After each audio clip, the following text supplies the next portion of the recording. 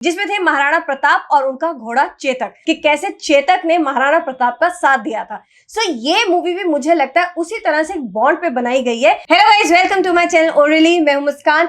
आज हम बात करेंगे एक ऐसी मूवी के बारे में जिसका मेन हीरो है एक घोड़ा, मतलब कि एक हॉर्स। लेकिन उससे पहले प्लीज आप चैनल को सब्सक्राइब कर लेना और लाइक और कमेंट कीजिए प्लीज।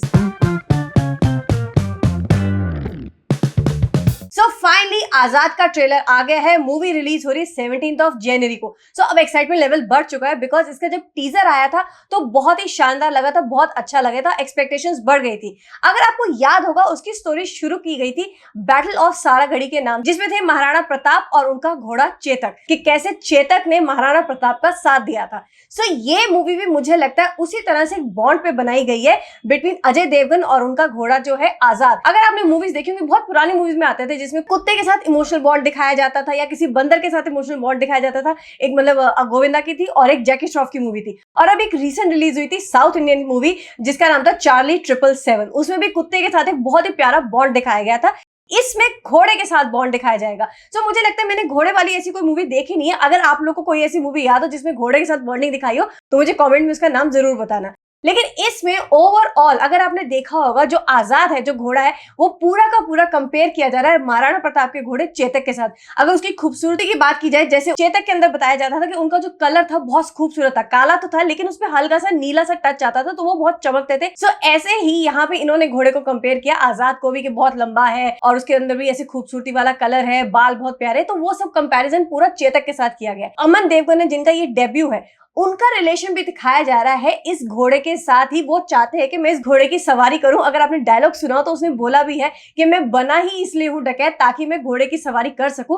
ऑल्दो अजय देवगन उनको क्लियर करते हैं कि हम डकैत नहीं है, हम बागी हैं। जैसे कि एक टाइम पे महाराणा प्रताप भी बागी हुए थे, क्योंकि उन्होंने भी यही कहा था, अपना राजपाट छोड़कर वो जंगलों में रहे थे, जमीन पर सोते थे कि मैं पूरे के पूरे ये मुगल और अफगान इनको खत्म कर दूंगा।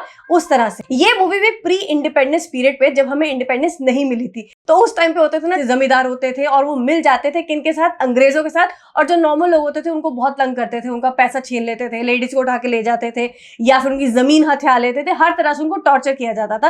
तो ये मूवी बेसिकली घोड़े को बीच में रख के उसके आसपास एक स्टोरी क्रिएट कर दी गई है कि कैसे वो घोड़ा इन सबकी हेल्प करता है, कैसे घोड़ा अजय देवगन की हेल्प करता है और बाद में हेल्प करता है अमन देवगन की। तो बहुत टाइम बाद एक ऐसी मूवी आई है बॉलीवुड में स्पेशली, जिसमें एक जानवर और हीरो के बीच की बॉन्डिंग दिखाई गई है, एक इमोशन क्रिएट किया गया है। अगर अब हम परफॉर्मेंसेस की बात करें तो अजय देवगन विक्रम सिंह का रोल प्ले कर रहे हैं, जो कि एक डकैत होते हैं, एक बागी होते हैं, और उनका घोड़ा आजाद। सो आजाद ने तो मुझे लगता है बहुत ही अच्छा परफॉर्म किया। अगर उनका एक सीन आप देखें तो घोड़ा कैसे चिढ़ जाता है जब अमन देवगन बोलते कि मैं अपने घोड़े को चेतक बनाऊंगा, तो ऐसे उनको दुलत्ती मारते दिखाया गया कि वो चिढ़ में आके दिखाते। तो ये दिखाया जाता है कि आजाद इमोशनल है, वो इन चीजों को समझता है, वो चिढ़ता भी है। सो वो भी बहुत प्यार से दिखाया गया। मुझे वो सबसे बेस्ट सीन लगा इस ट्रेलर का। उसके अलावा अमन देवगन ने बहुत अच्छे से परफॉर्म किया है। अजय देवगन जहां जहां पे भी आए हैं बहुत मतलब उन्होंने सटल रोल प्ले किया, कोई मतलब ऐसा हीरोइक बनने की कोशिश नहीं करी। और मुझे ये भी लगता है कि शायद ये मूवी में बहुत कम होंगे और पूरी मूवी जो है वो अमन देवगन जो घोड़ा है आजाद और राशा ठडानी के आसपास ही घूमेगी। राशा ठडानी का भी डेब्यू है, अमन देवगन का भी डेब्यू है। अमन देवगन बहुत अच्छे लगे मुझे, उनका परफॉर्मेंस बहुत ही सटल, बहुत ही